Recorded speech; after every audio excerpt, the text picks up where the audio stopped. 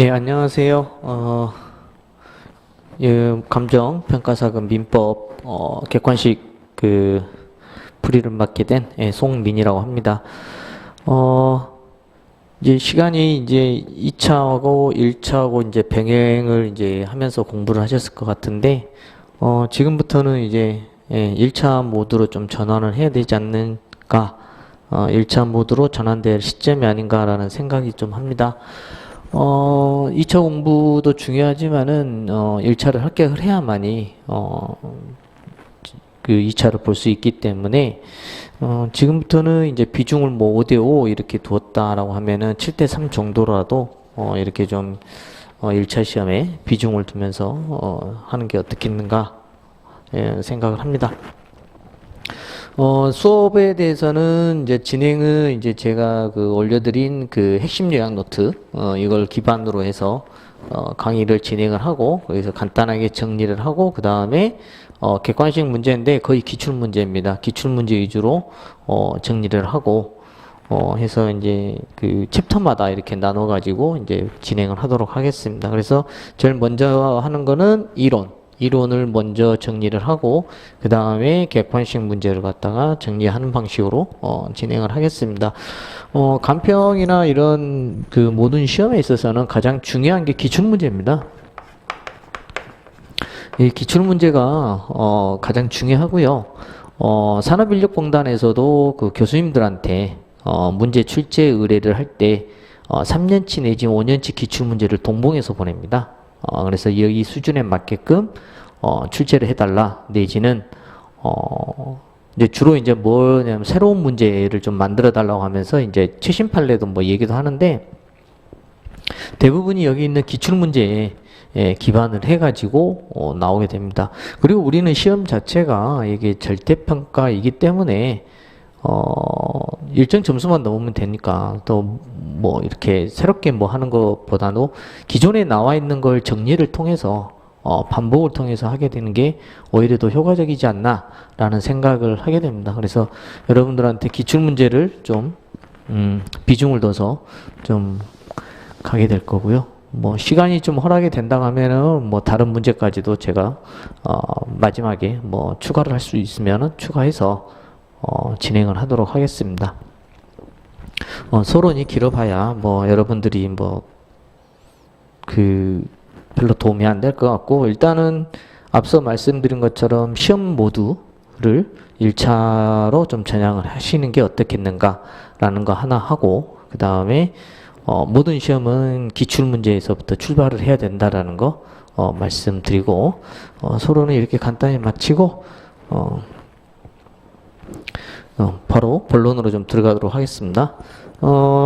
저기 핵심 요약 노트 첫 번째 보시면은 법원이 나옵니다. 법의 연원이죠. 첫 번째 보시면은 민사에 관하여 법률의 규정이 있으면 규정이 없으면 관습법에 의하고 관습법이 없으면 조리에 의한다 그랬죠. 여기서 민법 1조에서 법률이 있으면은 법률에 의하고 만약에 이게 없다라고 한다면은 이때는 관습법이 없다라고 한다면은 이때는 조리 이렇게 되어 있죠. 여기 있는 법률은 뭐냐면은 명령규칙도 포함이 되고 그 다음에 민사에 관한 것이어야 됩니다. 우리가 이제 185조에서 이제 물권 법정주의 해가지고 물권법, 법률과 관습법에 의하고는 새로이 창설되지 아니한다라고 하는데 그때 이 185조에서는 명령규칙이 포함이 안 됩니다. 요게 이제 좀 시험에 좀 잘 언급되는 내용이죠. 그래서 민사에 관한 것일 경우에 명령규칙 다 포함이 된다라고 하는 거 좀 기억을 해 두시고 그래서 여기 있는 관습법 같은 경우는 법률이 없는 경우에 이제 적용이 되기 때문에 보통 이 관습법적인 성격을 갖다가 보충적, 여루적 이렇게 표현을 하기도 합니다. 여루적으로 적용된다 라고 하는 거고 조리 같은 경우는 뭐 일반 상식 이렇게 생각하시면 될 것 같습니다. 그래서 민사에 관해서 법률이 규정이 없으면 관습법에 의하고 관습법이 없으면 조례에 의한다라는 거 좀 기억을 해두시고 여기 있는 1조의 법률에 대해서는 민사에 관한 특별법, 뭐 가담법, 주택임대차보호법, 그다음 민법에 있는 부속법률, 뭐 부동산 등기법, 그다음 명령, 긴급명령, 긴급재정명령, 대법원 규칙, 기출된 퀸에서 산업인력공단에서 대법원 규칙 이거 한것 기출된 적이 있고. 그 다음에 비준 공포된 조약과 국제법규도 민사에 관한 경우에는 민법의 법원이 된다라는 거 꼭 좀 기억을 해 두시기 바랍니다. 그래서 민사에 관한 거하고 명령규칙도 포함된다. 근데 185조에서는 이거 적용 안 된다라는 것까지 정리를 해 주시고, 그래서 비교하는 게 이제 185조에서 물권 법정주의, 기본적으로 이거는 가행 규정입니다. 물론 이제 물권법에서는 대부분이 가행 규정으로 되어 있고 임의 규정은 좀 있습니다. 저기 상린관계 파트가 좀 있고, 그래서 법률 아니면은 법률하고 관습법만 인정을 하고 있다는 거죠. 여기에서 법률 같은 경우 형식적 의미의 법률만을 얘기를 합니다. 따라서 명령 규칙이 포함되지 않는다라는 거 잘 기억을 해두시고, 그 다음에 이제 그 비준 공포된 조약 이렇게 나와 있습니다. 우리나라가 가입한 국제조약은 일반적으로 민법이나 상법 또는 국제사법보다 우선 적용된다라고 되어 있는데, 물론 다만 엄격하게 판단한다라고 했는데, 사실은 그 국회에서 이제 비준한 그 조약이라든가 국제관습법 같은 경우는 국내법과 동일한 효력이 있습니다. 국내법과 동일한 효력. 그러니까 국내법하고 사실은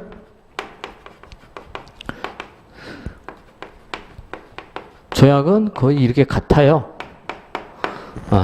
같은데 우리 판례가 조약에다 조금 더 우선을 두고 있다라고 하면서 여기에 대한 판단은 좀 엄격하게 한다라고 하면서 이게 기출된 지문입니다. 이거 조약이 좀 더 우선해서 적용된다라고 하고 있습니다. 그 다음에 네 번째가 나오는 게 판례의 법원성이 부정됩니다. 판례는 법원성이 부정된다. 이 지문이 좀 잘 나옵니다. 법원성이 부족을 하는데 이 판례 같은 경우는 상급법원, 상급심에 기속됩니다. 그 뭐냐면은 하급심, 그러니까 우리가 이제 그 법원의 그 신급제도가 이제 1심, 2심, 3심으로 되어 있고 지방법원, 고등법원, 대법원 이렇게 되어 있는데, 지방법원 같은 경우는 대부분이 대법원 판결에 의해서 이제 기속을 받게 돼요. 되도록이면 대부분에. 근데 이제 그 판사가 이제 판단을 했을 때, 이거는 문제가 있다, 사회가 변했다라고 해가지고 이제 이의를 제기해서 이제 바꿔가지고 올리게 되면은 그때 이제 대법원에서도 바뀌는 경우가 있는데, 기본적인 내용에 대해서는 상급심이 이제 기속을 하게 됩니다. 그렇다고 해서 이게 법원성이 인정이 되느냐? 그렇지는 않다. 법원성이 부정된다. 법원성이 인정되지 않는다라고 하는 거 기억을 해두세요. 그 다음에 관습법 봅니다. 관습법이라는 것은 이제 반복된 관행하고 사회 구성원들의 법적 확신, 그리고 전체 법 질서에 반하지 아니해야 된다라는 이것을 요건을 갖고 있죠. 관습법은 반복된 관행, 그 다음에 법적 확신, 그 다음에 전체 법 질서에 반하지 않을 것, 반하지 않을 것, 이렇게 되어 있는데, 요 법적 확신이 없는 경우가 있어요. 여기 이제 사실인 관습입니다.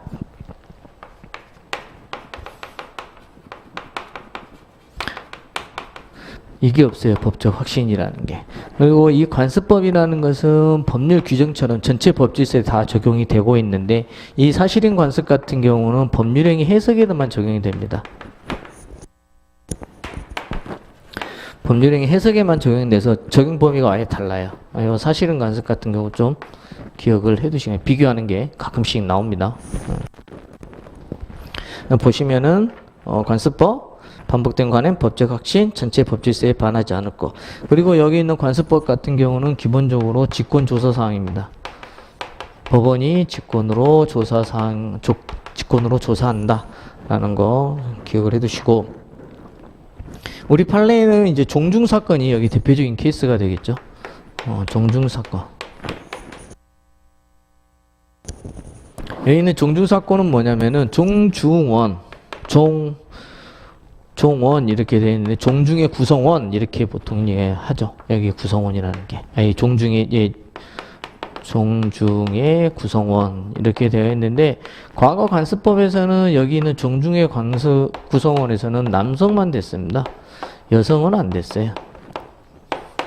그래서 이 여성 이제 사실은 여기 있는 종중이 이제 사건이 어떻게 되냐면은 여기 있는 종중이 이제 그 재산이 있어가지고 종중 재산은 이거 비법인 사단이죠. 소유 관계는 총입니다. 그래서 여기 있는 재산을 갖다가 처분해서 종원의 구성원, 종중의 구성원, 여기 종원에게 이제 나눠주려고 이렇게 했는데 여기 있는 여성은 뺐어요. 왜? 종원이 아니기 때문에. 그래서 이 여성들이 소송을 제기해가지고 종원으로 이제 들어가게 된 것이죠. 그래서 여성도 종중의 구성원이 된다라는 게 그 판례의 내용입니다. 근데 미성년자는 안 됩니다. 여기 있는 종중의 구성원은 성년자 이렇게 되어 있기 때문에 안 됩니다. 그래서 이거 좀 정리를 해 두시고, 그래서 종중사건을 보시면은 종중의 후손은 성별에 관계없이 성년이 되면 당연히 구성원이 된다. 그리고 미성년자는 종원이 아니다. 사실은 관습과 구별을 하고 단순한 간의 법적 확실인의 결여, 특히 법률행위 해석이 기준이 되고 이거 역시도 법원이 직권으로 판단이 가능하다라는 거 하나 하고, 그 다음에 앞서 제가 얘기했던 이 관습법은 기본적으로 법률이 없으면 적용되기 때문에 보충적, 여루적으로 적용된다는 거 거기에다가 하나만 좀 써놓으시겠어요? 성격에 대해서. 그 다음에 관습법으로 인정되는 거 명인방법, 관습법상 법정지사권, 분묘기지권, 명예신탁, 동산, 양도, 담보 이렇게 되어 있습니다. 이거는 우리가 그 나중에 하나씩 거의 다 언급이 되니까 그때 가서 하나씩 개별적으로 설명을 드리고요. 관습법이 부정되는 거 좀 보시겠어요? 여기 미등기 무허가 건물 양수인의 관습법상 물권이라고 되어 있죠. 미등기가 되어 있죠. 미등기. 미등기면은 뭐가 돼요? 미등기? 미등기 등기가 안 된 거잖아요. 그러니까 소유권 취득을 못 해요. 따라서 소유권이 인정이 되지 않는데 거기에 대해서 소유권에 준하는 관습법상 물권을 갖다가 인정하는 거는 안 되는 거죠. 그리고 우리가 등기 없으면 물권 변동 효력이 발생을 하지 않잖아요. 등기가 있어야만이 물권 변동 효력이 발생을 하고 그 다음에 소유권을 갖다 그때 취득을 하는 건데, 그래서 관습법상 물권을 인정하기는 어렵다라고 보시면 되고, 그래서 이 지문이 좀 자주 나옵니다. 그래서 체크를 해주시고, 원청권, 그 다음에 사도통권, 개인이 어떤 도로를 만들어 가지고 이제 뭐 돈을 받는다든지 뭐 이런 걸 갖다 얘기하는 거고, 공원이용권 이런 거 같은 경우 관습법이 부정됩니다. 가끔씩 이제 관습법이 인정되는 거 부정되는 거 해가지고 뭐 하나의 지문으로 나오니까 그거는 좀 체크를 좀 해두시기 바랍니다. 자, 그 다음에 법률상의 권리 의무를 좀 보도록 하겠습니다. 여기 있는 법률상의 권리 의무에서 제일 많이 나오는 게 형성권입니다. 먼저 보시면은 내용에 의한 분류, 작용에 의한 분류 이렇게 되어 있죠. 내용에 의한 분류 같은 경우는 재산권, 물권, 채권, 지적재산권, 가족권, 인격권, 사원권 이런 것 같은 얘기를 하고, 작용에 의한 분류, 지배권, 청구권, 형성권, 항변권 이렇게 얘기를 합니다.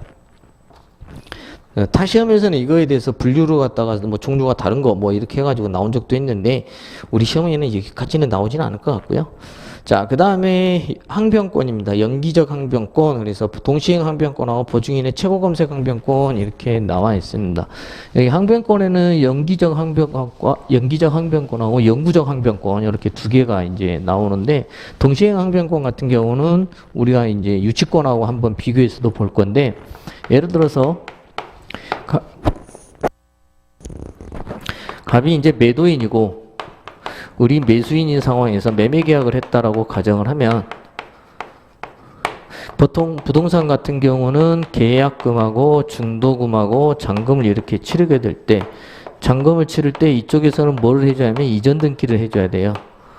이 두 개가 동시행 관계입니다.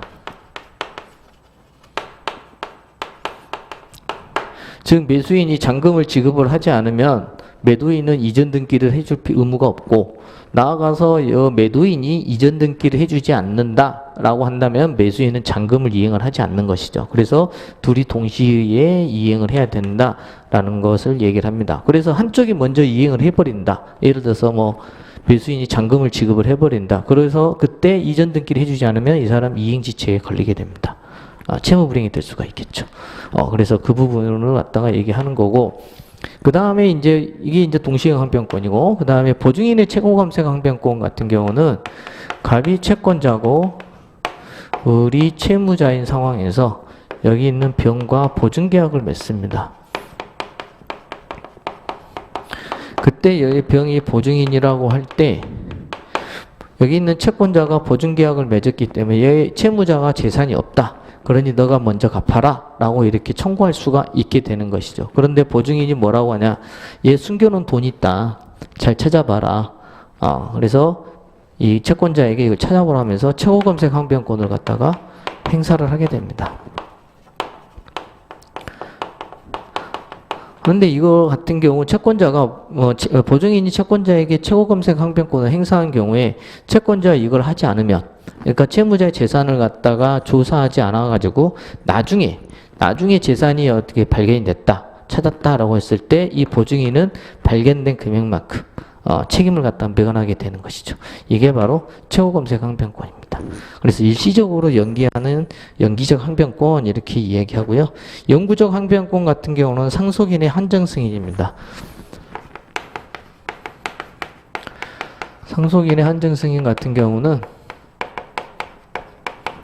갑이라는 사람이 이제 피상속인, 을이라는 사람이 상속인 이렇게 되어 있을 때 여기 있는 재산이 넘어갔을 때 이 상속이라는 것은 기본적으로 포괄승계입니다. 포괄승계이기 때문에 기본적으로 뭐를 하냐면은 플러스 마이너스, 즉 적극재산하고 소극재산,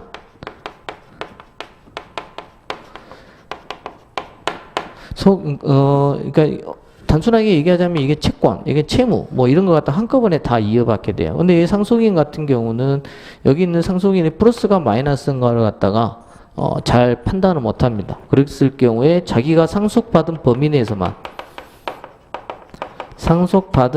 내에서만 책임을 지겠다라고 하는 게 여기는 한정승인입니다. 이건 한 번 하면은 끝까지 한정승인으로 갈 수가 있어요.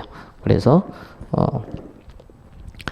그 영구적 항변권 이렇게 이야기합니다. 그래서 용어 정도만 좀 정리를 하시면 되고, 동시행 항변권 같은 경우 유치권에서 다시 보게 되니까 그때 좀 얘기를 하고요.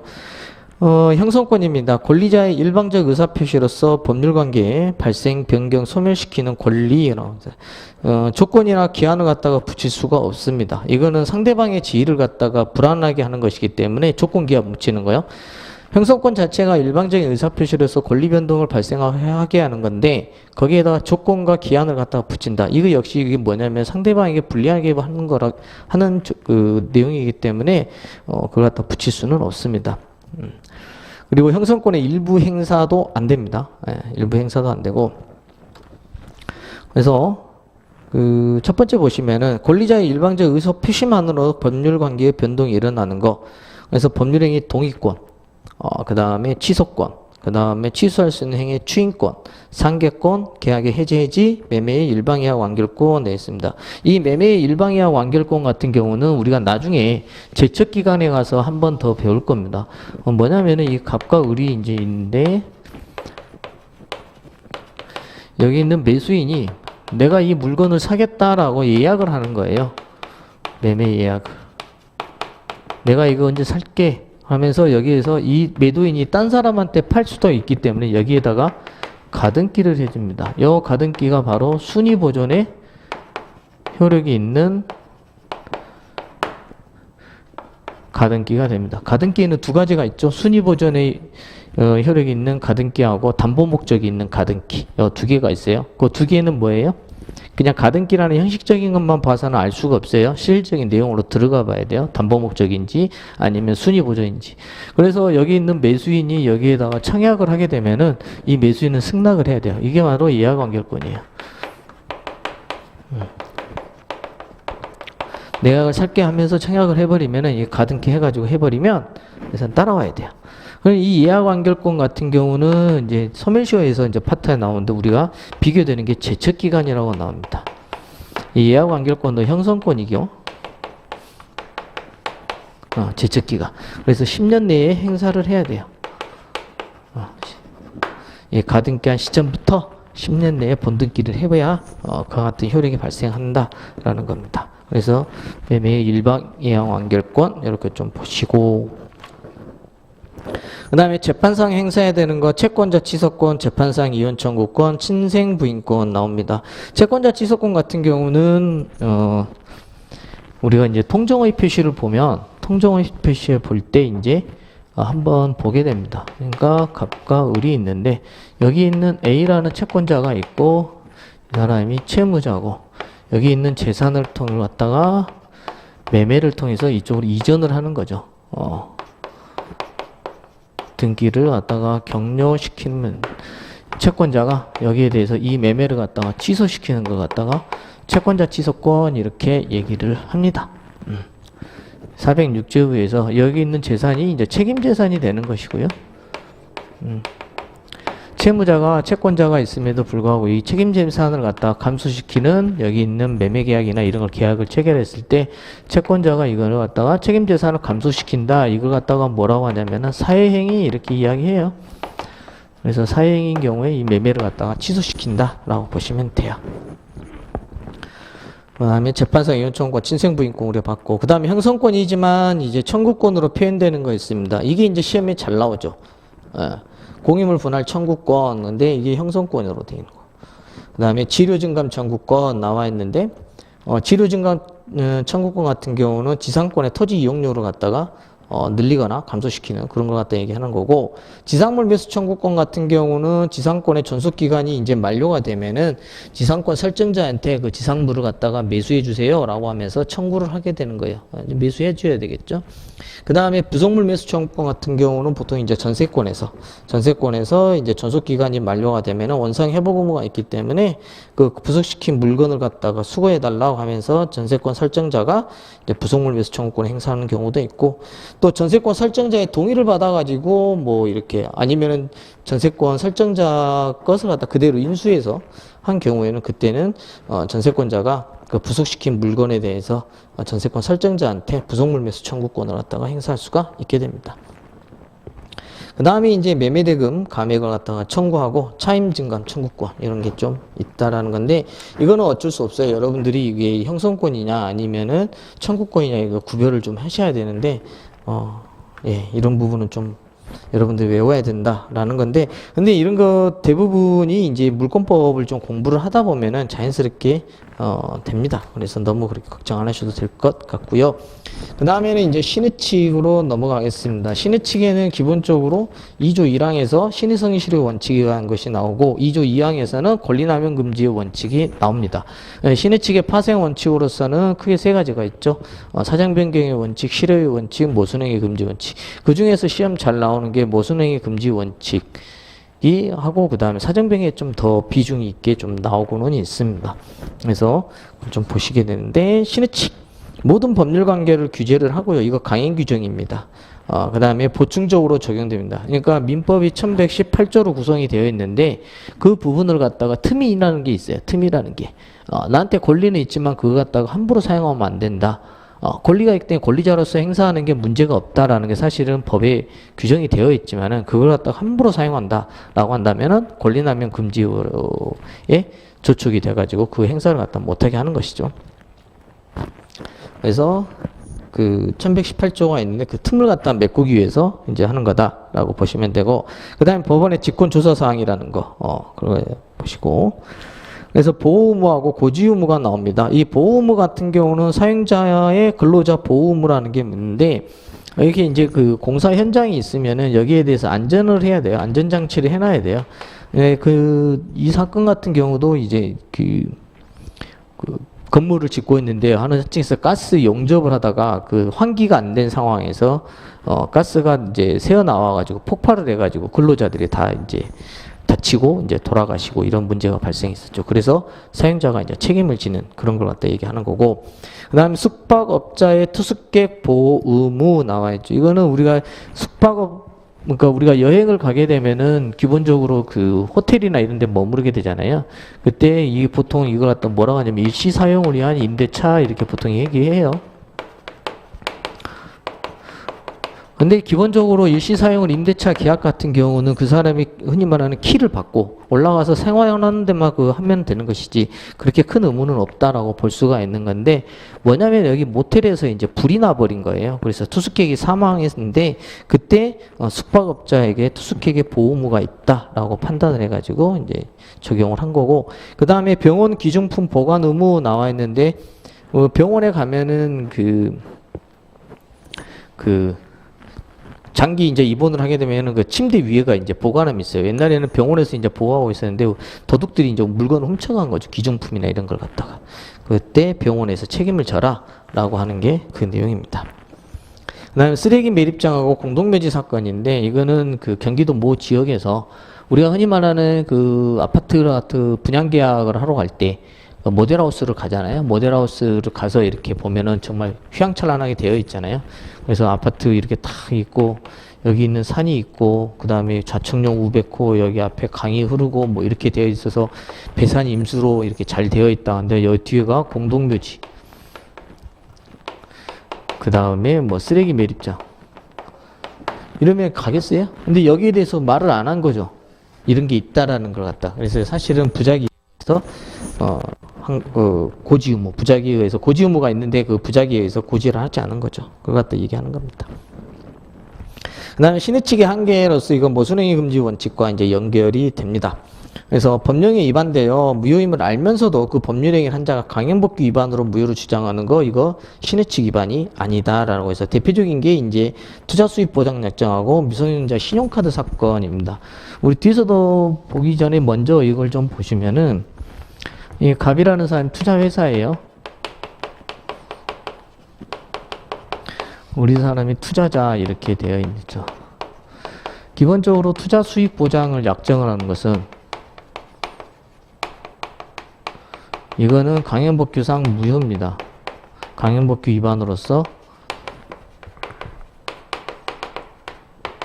이거는 무효가 됩니다. 이게 왜 그러냐면은 지금 시중 금리도 높기는 하지만은 여기에서 뭐 연 20%를 보장하겠다, 수익을 갖다 20% 보장하겠다 이렇게 하면은 투자 안 할 사람 누가 있겠어요? 근데 더 나아가서 수익을 갖다가 보장을 해주겠다고 하니까 많은 사람들이 여기에다가 돈을 쏟아붓겠죠. 그런데 이 사람이 망해버리면 투자자들은 손해가 극심할 수가 있는 거죠. 흔히 말하는 그 사기 펀드 같은 걸 갖다가 얘기를 하는 거예요. 그랬을 때 여기 있는 무효인데 선행행위에서는 앞에서는 보장을 해주겠다 해놓고 뒤에서는 안 해주겠다. 이건 뭐예요? 모순행위 금지 원칙이죠. 모순행위가 되는 거죠. 이걸 금지를 하게 되면 뭘 해줘야 돼요? 투자회사는 만약에 이게 무효가 아니고 무효를 갖다가 주장하지 않고 모순행위 금지 원칙에 해당된다라고 해버리면 여기 있는 투자회사는 여기 투자자한테 투자 수익을 갖다가 보장을 해줘야 돼요. 여기 문제가 발생하는 거죠. 즉 뭐냐면 여기 있는 투자 수익 보장 약정이라는 강행법규가 입법 취지가 몰각이 돼버립니다. 보장을 해줘야 된다. 따라서 이걸 해서 신의 측을 갖다가 주장하는 거, 신의 측 위반이 아니다라는 거. 이 강행 무효이기 때문에 이걸 주장하는 것은 신의 측 위반이 아니다라고 하는 게 중요한 내용이고요. 만약 신의 측 인정하면 보장을 해줘야 되기 때문에 강행법규 입법 취지가 몰각된다는 거. 그리고 신용카드 사건은 이제 자주 나오는 거죠. 갑이라는 사람이 법정 대리인이고 우리라는 사람이 미성년자고 여기 병이라는 사람이 이제 상대방, 물건을 판 사람 이렇게 되어 있죠. 그런데 이 사건 같은 경우 이 미성년자가 직장인이었어요. 물건을 갖다가 화장품을 샀어요. 매매 계약을 했다 라고 했을 때 뭐 예를 들어서 60만 원 그래서 3개월로 할부로 했는데 이 매매 계약은 미성년자가 이렇게 할 때는 법정 대리인의 동의가 있어야 돼요. 이게 이제 민법 제5조에서 법정 대리인의 동의 없이 한 법률 행위는 뭐 할 수 있다? 취소할 수 있다라고 되어 있어요. 그래서 여기서 취소를 갖다가 한 거예요. 그런데 만약에 여기서 취소권을 갖다가 인정을 여기서도 선행행위에서는 물건을 사놓고 후행행위에서는 이걸 취소하겠다라고 한 거잖아요. 만약에 이게 모순행위 금지 원칙에 위배된다라고 한다면은 뭐냐면 이 5조도 미성년자 보호를 못해요. 나아가서는 이 5조는 강행법규예요. 따라서 이것도 마찬가지로 입법 취지가 몰각이 돼버립니다. 반환을 해줘야 반환할 필요가 모순행위 금지 원칙이 인정을 해가지고 반환을 해줄 필요가 없다라고 해버리면은 이건 역시도. 근데 기본적으로 이 5조는 거래 안전하고 미성년자 보호를 갖다가 어디에다 우선을 둘 것이냐라고 했을 때 거래 안전보다는 미성년자 보호에다 중점을 두고 있기 때문에 이거 역시 그 신의칙이 위반되지 않는다 이렇게 주장하더라도 그거 하나 하고, 그럼 이건 나중에 어떻게 되냐, 우리가 미성년자에서 보시게 되면 이걸 처분을 허락한 재산으로 봤어요. 처분을 허락한 재산 해가지고 이거를 용돈 개념으로 본 거죠. 더군다나 60만 원이고 3개월 긁었다. 그 다음에 직장인이다. 그러면 충분히 여기에 대해서 지급할 능력이 있다 라고 판단을 해가지고 이때는 처분 허락한 재산으로 봐가지고 취소하지 못하게끔 해버린 거죠. 이때. 근데 강행법규 위반으로 한 건 아닙니다. 자, 그 다음에 이제 사정변경의 원칙이 나옵니다. 사정변경의 원칙. 첫 번째 보시면은 사정, 계약의 기초가 된 객관적 사정, 주관적 개인적 사정은 인정이 되지 않고, 거기다 하나만 좀 추가해 놓으시겠어요? 사정 변경에 의한 계약 해제는 인정이 됩니다. 사정 변경에 의한 계약 해제 기본적으로 인정이 갑니다. 인정이 된다는 거. 이거는 좀 까다롭습니다. 이거는. 두 번째, 임대차 계약에서 차임 불증액 특약. 그러니까 임대료를 갖다가 인상하지 않겠다라고 특약을 맺었어요. 근데 경제사정에 변동이 발생을 했고 차임 증액이 청구가 가능하다. 경제사정에 변동이 발생하게 되면 차임 증액이 청구가 가능하다. 그 다음에 세 번째, 회사의 이사가 채무액과 변직액 특정에다 동그라미 치시고, 특정되어 있는 회사 채무에 대해서 보증계약을 체결한 경우 이사직 사임은 사정변경에 해당되지가 않습니다. 이사가 일방적으로 보증계약 해지 못합니다. 따라서. 근데 여기에서 그냥 원래는 이사가 사임을 하게 되면 사정변경의 원칙이 적용돼요. 이사가 사임을 하는 것은 이사가 사임을 한다는 건 사정변경이 됩니다. 기본적으로.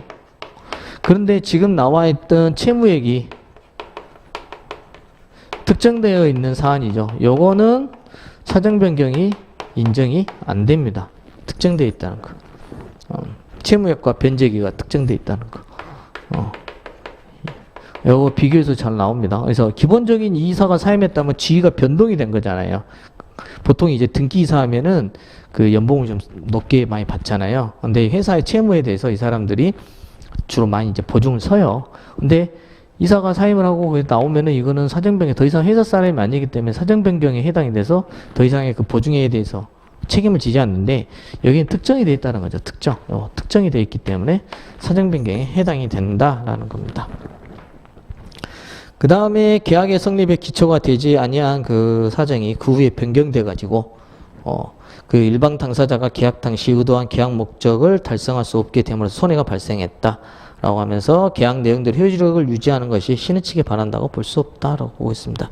중요한 건 뭐예요? 계약 성립의 기초가 되지 아니한 사정. 계약의 성립 기초가 된 사정이 일어났다고 인정한다면 그때는 달라지겠죠.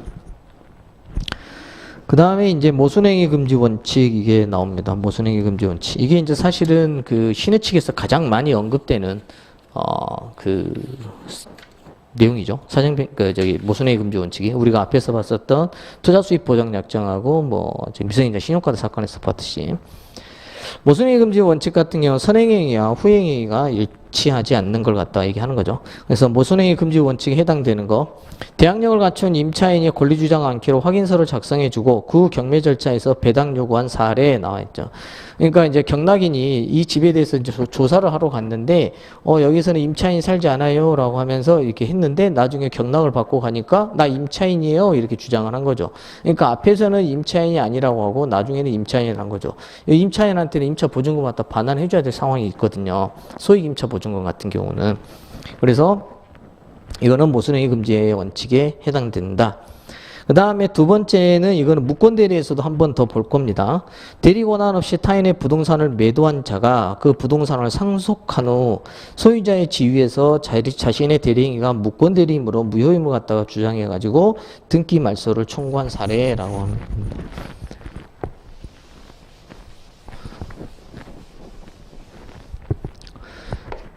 이 갑이라는 사람이 있고 을이라는 사람이 있다. 이 사람이 대리인인데 권리가 없어요. 무권 대리인이에요. 그래서 본인이고 여기 본인이 여기 있는 부동산을 갖고 있는데 이 부동산을 갖다가 병한테 매매계를 합니다.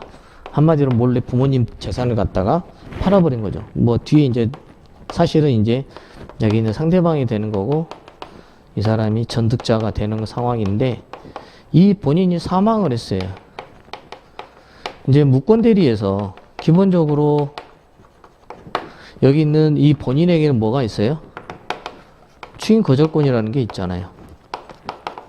그런데 사망을 하면서 이게 상속이 되니까 이 추인 거절권도 이렇게 상속으로 넘어가게 됩니다.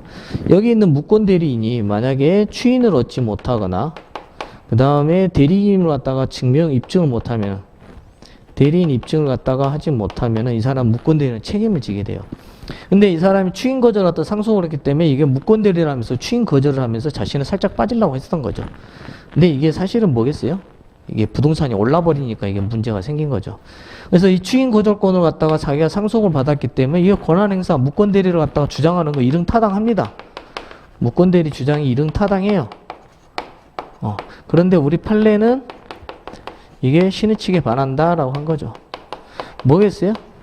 앞에서는 자신이 여기서 팔아가지고 해놓고 나중에 이게 무추인 거절권을 갖다가 자신이 행사하는 것. 앞에서는 매매를 해놓고 갖다 추인을 거절한다.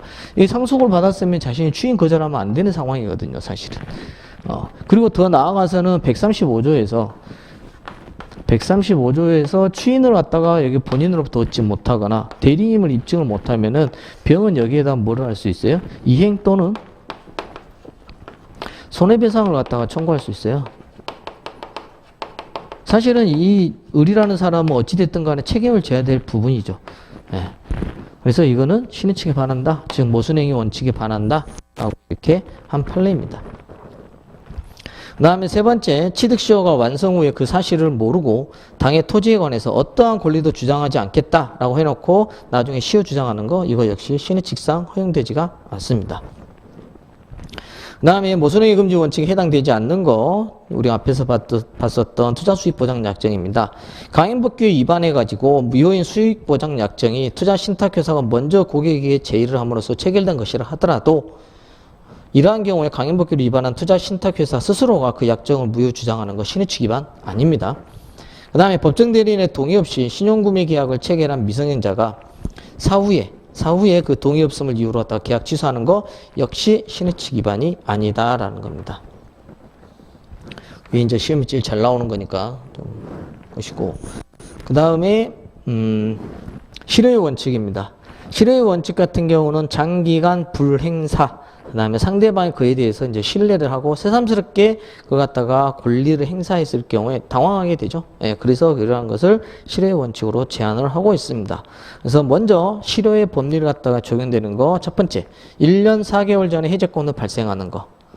해제권이 발생했는데 오랫동안 장기간 동안 행사하지 않고 있다가 상대방의 해제권이 행사되지 않을 것으로 신뢰를 했죠. 상대방은. 그래서 상대방이 해제권 행사하지 않고 신뢰를 했고 매매대금이 중요한 거는 거의 지급이 된 상황이에요. 잔금이 조금밖에 안 남아있어요. 그랬는데도 불구하고 해제권을 행사했다. 이거는 신의칙상 허용되지가 않는다라는 겁니다. 그 다음에 두 번째, 징계 면제일로부터 2년 10개월이 경과 후 제기한 해고 무효 확인해서 이거 역시 신의칙상 허용이 안 되고 그 해고와 관련된 거는 이 이 노동법상 이게 해고에 관련된 이 사건은 민사사건임에도 불구하고 굉장히 빨리 진행이 됩니다. 왜냐하면 해고에 대해서 뭐 해고 무효 확인 소송이나 이런 부분이 빨리 진행이 안 돼버리면 근로자는 거의 뭐 생계를 할 수가 없게 되는 거죠. 돈을 못 받으니까 임금을 못 받고 있는 상황이 되니까 여기에서 빨리 결정을 하게 됩니다. 그래서 일반 민사사건과 다르게 이 노동자들에 관한 그 사건은 상당히 빨리 진행이 되는데 여기서 뭐 2년 10개월이 지난 뒤에 했다라는 것은 너무 신익성 허용 안 되고, 그 다음에 징계 해고를 당한 근로자가 퇴직금하고 해고수당에 이의 없이 수령을 하고 그로부터 장기간 경과 후에 퇴직금하고 해고수당을 갖다가 수령을 했죠. 그래서 피용자가 해고 무효하게 소송 제기하는 거, 이건 더더욱 안 되겠죠. 자신이 퇴직금이나 이런 거 해고수당도 다 받아놓고 나서 나중에 소송을 제기하는 거, 신칙성 허용이 안 되는 거. 그 다음에 실효의 법리가 적용되지 않는 겁니다. 첫 번째는 토지 소유자가 무단 점유자에 대해서 부당이득 반환 청구권을 장기간 행사하지 않은 경우 이때 실효의 법리가 적용되지 않는다라는 거죠. 그러니까 토지 소유자가 갑이라는 사람이 토지 소유자고 여기 있는 을이라는 사람이 무단으로 건물을 지어갖고 점유를 하고 있을 때 여기 있는 토지를 갖다가 이용하는 대가에서 갑은 뭐를 할 수 있다? 부당이득 반환 청구권을 행사할 수 있다. 기본적으로 무단 점유한 사람은 권한 없이 여기를 점유를 하고 있기 때문에 지상권이라고 예를 들자면은 여기 있는 지료를 갖다가 지급해야 될 의무가 발생을 하게 되는 것이죠. 그 다음에 인지청구권. 인지청구권이라는 건 무슨 아빠가 이거 내 자식이다. 를 갖다가 인정하는 거죠. 말 그대로. 이 자식이 내 자식이 아닌지, 내 자식인지를 갖다가 하는 거죠. 이거는 어떤 인륜에 관련된 거기 때문에 이걸 갖다가 장기간 행사하지 않았다고 해서 이거 실효의 법리가 적용되면 안 되겠죠. 따라서 이런 경우에도 실효의 법리가 적용되지가 않습니다. 그 다음에 권리남용금지 원칙입니다. 요건 권리 행사가 있어야 되고 권리 행사자의 이익과 그로 인해서 침해되는 상대방의 이익 사이에 현저한 불균형이 발생을 해야 된다라는 겁니다. 그 다음에 가해 의사가 필요하다라는 거고, 그 다음에 상계권 행사의 제한입니다. 상계권 행사의 제한인데 일반적인 권리남용에 요구되는 주관적 요건이 요구되지는 않는데 이러한 주관적 의사는 객관적 사정에 의해서 추인을 갖다가 할 수가 있다라고 합니다. 그러니까 이 사건이 뭔 사건이냐면은 갑이라는 회사가 을이라는 회사에 A라는 채권이 있었어요. 예를 들어서 뭐 10억이라고 이제 가정을 해봅시다. 그런데 이 회사가 이제 사정이 어려우니까 여기에 대해서 어음을 갖다가 발행을 해가지고 이 어음을 발행을 하니까 이게 이제 돌고 도는 거죠. 그래서 예를 들어서 이게 6억짜리로 어음 할인이 돼버렸다 한다면 이 을이라는 사람이 이 어음 가지고 와서 이거 변제를 해버리면 10억짜리 어음이 할인이 돼가지고 6억짜리면 이 사람은 결국엔 뭐예요? 사업을 갖다가 이득을 얻게 되는 그런 문제가 발생하잖아요. 그래서 이 갖다 상계권 남용 같은 경우를 해가지고 권리남용을 갖다가 권리남용 금지 원칙이 적용된 그런 사건입니다. 그래서 이러한 경우 주관적 요건이 원칙적으로는 요구되지 않는데 이런 가해 의사 이런 거는 객관적 사정에서 추인이 가능하다. 그 다음에 세 번째, 권리 행사가 권리 남용이 되면은 법률 효과는 발생하진 않습니다. 그러나 권리 자체가 박탈하는 것은 아닙니다. 그러니까 여기 있는 갑과 을이 이제 땅이 이렇게 있는데 이 갑이 여기에다 사실은 학교를 지었어요. 여기 있는 땅을 갖다가 이제 무단으로 한 거죠. 근데 일종의 이걸 갖다가 이제 이 사람이 여기에다가 이제 철거 청구를 이제 청구한 거죠. 이거 부셔라. 사실 이런 거는 뭐겠어요? 권리남용이 되는 것이죠. 우리가 이제 권리남용이 되면은 기본적으로 이제 친권 같은 경우는 박탈이 되는데 이거 같은 경우 철거하라고 할 때 이 사람 권리가 박탈되냐? 그거는 아니다라는 거죠. 여기에 대해서 뭐를 하겠어요? 이 토지 사용에 대해서 부당이득 반환 청구를 한다든지 아니면은 현재 시세대로 해서 학교가 그 땅을 갖다가 매입을 한다든지 그런 방식으로 해야 되겠죠. 그래서 권리 자체가 박탈하는 건 아니다. 그래서 여기 있는 판례에 이제 근데 친권은 합니다. 근데 판례에서 이게 나온 거죠. 토지 소유권에 의해서 건물 철거 청구가 권리 남용이 되더라도 토지 소유자의 토지 소유권이 상실되는 건 아니라는 거죠. 지금 이거예요. 권리 남용이 됐다 하더라도 여기 있는 이 부분이 토지가 이제 이 소유권을 갖다가 상실하는 건 아니다라는 거죠. 그래서 토지 소유자는 건물 소유자에게 토지의 사용 대가에 대한 부당이득 반환 청구는 가능하다라는 겁니다. 그 다음에 동시행항변권인데 주로 자기 채무의 이익만 회피하기 수단으로서 이제 동시행항변권 행사했다. 이거는 권리남용이 해당이 되는 것이고요. 그 다음 세 번째, 송전선이 토지를 통과하고 있다는 사정을 알고 토지를 갖다가 취득한 자의 송전소 철거 청구를 했어요. 이건 역시 권리남용에 해당되지 않습니다. 그러니까 송전선이 토지를 갖다가 여기에 토지가 있으면 여기에서 송전선이 있다는 걸 알고 했다 하더라도 토지를 취득했다 하더라도 여기 있는 송전소를 철거 청구 이거는 권리남용이 해당되지 않습니다. 그 변전소가 나오거든요. 또 송전소가 나오면 이제 변전소도 이제 이렇게 나오는데 이 변전소 같은 경우는 엄청나게 땅이 큽니다. 예, 그 같은 경우는 권리남용에 해당될 수가 있습니다. 예, 이 전압을 갖다가 변형시켜 가지고 이렇게 그 가구 집들에게 이제 전기를 공급하는 그런 건데. 그 다음에 4번이 조금은 여러분들한테 어려울 수가 있는데 이 문구는 기출된 지문이니까 잘 정리를 하셔야 됩니다.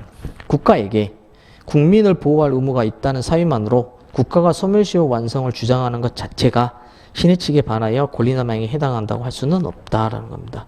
그러니까 국가가 이제 소멸시효 완성을 주장하면 안 된다. 왜? 국가는 국민을 보호해야 되기 때문에 라고 하면서 뭐 더 인정을 해달라라는 그런 내용인데 다만 일반 채무자의 소멸시효 완성 주장에서 같은 특별한 사정이 인정돼서 권리남용이 인정이 된다라고 하는데 지금 여기는 판례 이론에 관련된 내용으로서 이 문구가 그대로 기출된 지문이고요. 사건은 이러합니다. 사건은 국가가 있고 여기 갑이라는 사람이 있는데 이 갑이라는 사람이 뭐랬냐면 학도의용군이에요. 즉 뭐냐면은 우리가 6.25 때 그 병사들이 부족하냐 군인들이 부족하니까 학생들을 이렇게 모아가지고 이렇게 학도의용군을 모집을 해가지고 전쟁을 했어요. 중고등학생들 특히 이제 고등학생이 되겠죠. 그래서 이제 학도의용군을 했는데 이 사람이 또 군대를 가게 돼요. 군대를 한반도로 와서 2번을 가게 돼요. 그래서 국가에다가 나 2번 원래는 안 가야 되는데 2번을 갔기 때문에 여기다가 이제 손해배상을 청구를 하는데 국가가 한마디로 얘기해서 질질질 끈 거예요. 여기는 손해배상 안 해주려고. 그래 놓고 나중에, 이거 손해배상 청구권이 시효로 완성됐다라고 하는 것을 이제 국가가 얘기를 하는 거죠. 자기들이 차일피일 밀어놓고, 나중에. 그래서 이제 여기 있는 갑한테, 그러니까 기본적인 이론은 국가에게 무조건, 소멸시효로 갖다가 완성됐다고 주장하는 것을 갖다가 권리남용에 해당되지 않는다.